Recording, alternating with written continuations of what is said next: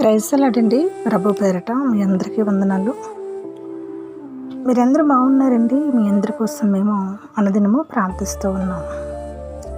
ఈ దినం దేవుని వాగ్దానం అనే కార్యక్రమానికి ప్రేమతో మీ అందరినీ కూడా ఆహ్వానిస్తూ ఈ ఉదయకాలపు వేళలో దేవుడు మనకు అనుగ్రహించిన మాటను లేఖన భాగం నుంచి చూద్దామండి.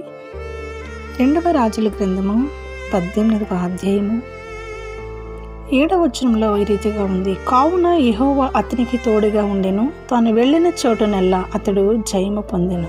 ఆమేన్. ఈ మంచి మాట మన జీవితంలో నెరవేర్చబడును గాక.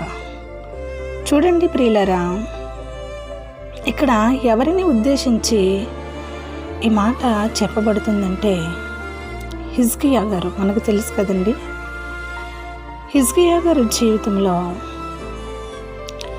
ఆయన దేవునితో ఉన్నప్పటికీ కూడా ఆయన మీద చాలా ఉపద్రవములు పెత్తనము చేశాయి.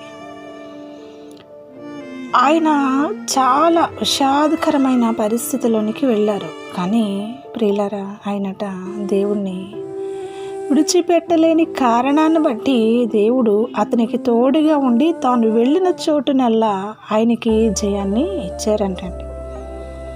దేవుడు ఒక వ్యక్తిని ప్రేమించడానికి గల బలమైన కారణం ఏమనంటే 6వ మాటలో ఉంటుంది. అతడు యెహోవాతో హత్తుకొని ఆయనను వెంబడించుటలో వెనుక తీయక ఆయన మోషేకు ఆజ్ఞాపించిన ఆజ్ఞలన్నింటినీ గైకొనుచుండెను. చూడండి ప్రియులారా, ఒక మానవుడు దేవుని పట్ల ఎంతో భక్తి శ్రద్ధ ఉండి ఆయనను హత్తుకుని ఆయనను వెంబడించుటలో వెనుక తీయక దేవుడు మనకి కొన్ని ఆజ్ఞలను ఇచ్చారండి.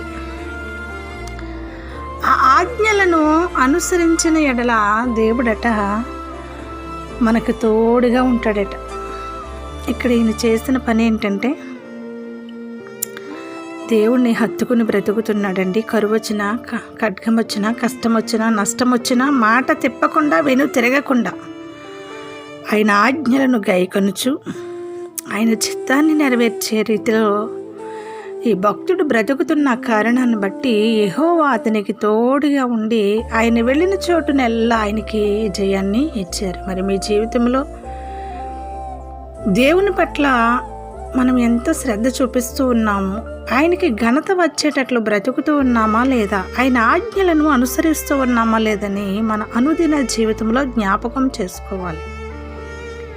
కష్టం వస్తే ఒకలాగా, నష్టం వస్తే మరొకలాగా మనము దేవుని పట్ల ఉండకూడదండి. ఏ పరిస్థితిలోనైనా ఆయన ఏదైనా చేయగల దేవుడని హృదయపూర్వకంగా ఆయన్ని హత్తుకోవాలి, ఆయన్ని వెంబడించాలి, ఆయన ఆజ్ఞలు అనుసరించాలి.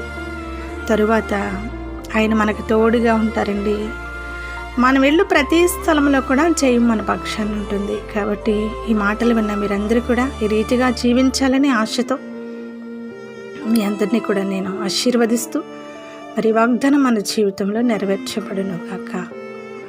ఆమేన్. మీకోసం నేను చిన్న ప్రార్థన చేస్తాను. తండ్రి, నీకు స్తోత్రాలయ్యా. ఇదిగో దేవా, మీ వైపు తిరిగిన వారిని మీరు ఎన్నడూ త్రోసివేయరు. అవునయ్యా, మరి హిజ్కియా జీవితంలో మరణం ఏలినప్పటికీ కూడా ఆయన నీ వైపే చూశారయ్యా. మరి మా జీవితాల్లో చిన్న చిన్న ప్రలోభాలు, చిన్న చిన్న సమస్యలు వస్తాయి. ఏదో అయిపోరట్టుగా వెనుదిరిగి చూడడం కాదు, కానీ ఏ పరిస్థితిలో నుండైనా నన్ను బయటికి లాగే శక్తిమంతులు ఉన్నారని నీ వైపు చూసే మనసు నీ బిడ్డలందరికీ అనుగ్రహించమని మహిమ పొందు. యేసు నామములో ప్రార్థిస్తున్నాను తండ్రి. ఆమేన్. ప్రైజ్ లార్డ్ అండి.